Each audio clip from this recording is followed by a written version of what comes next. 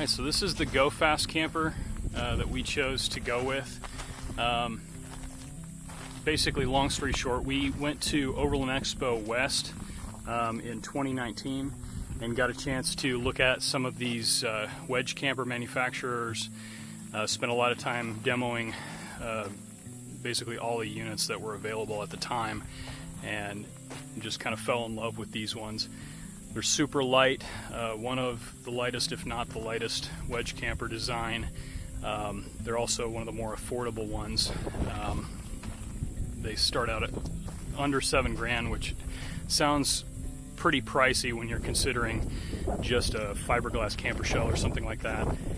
But if you're looking at a camper shell and a rooftop tent, a quality hard shell rooftop tent, you're going to be looking at something similar cost-wise.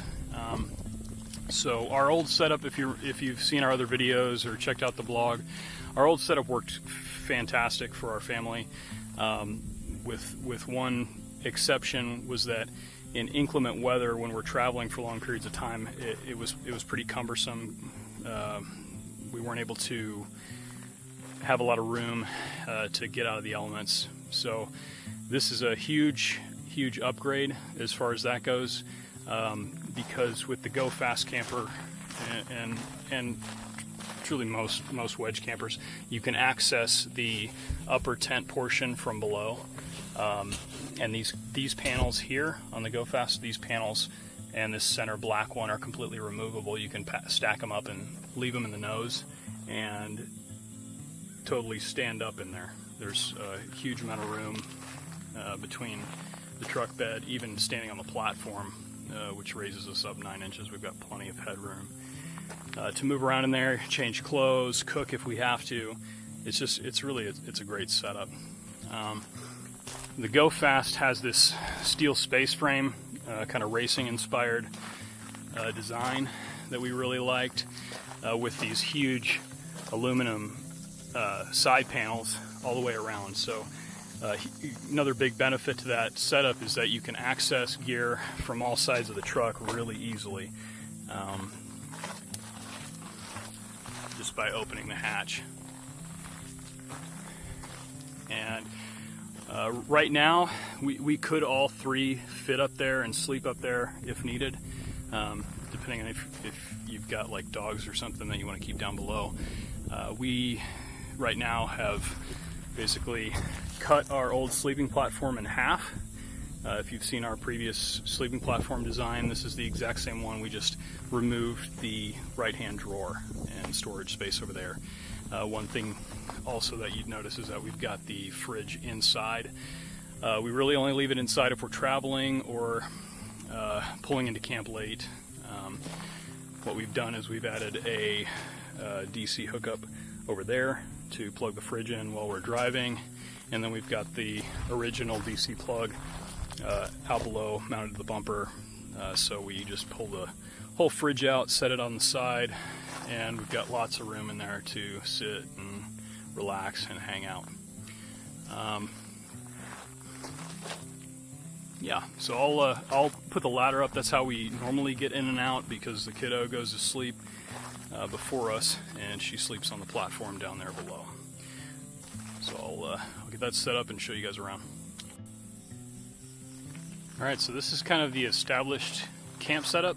If we're stopped for a little while, we'll pull the fridge out and hook it up that way.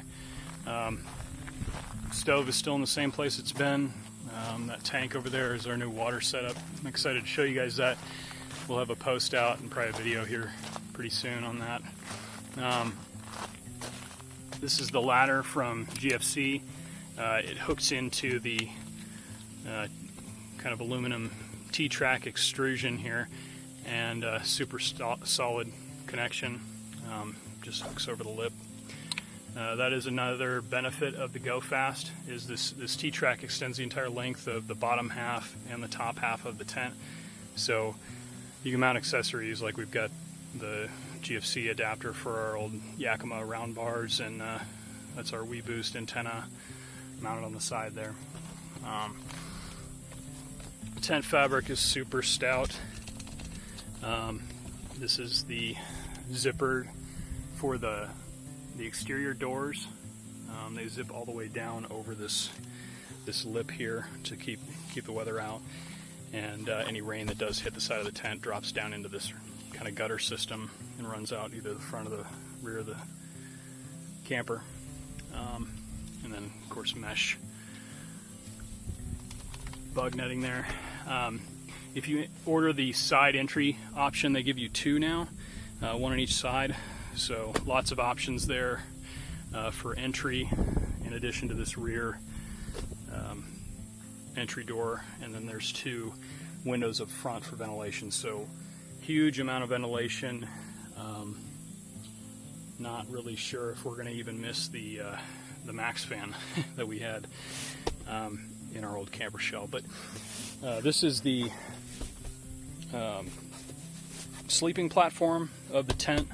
It's made out of this same plastic honeycomb composite that the roof's made out of, to strengthen the mattress.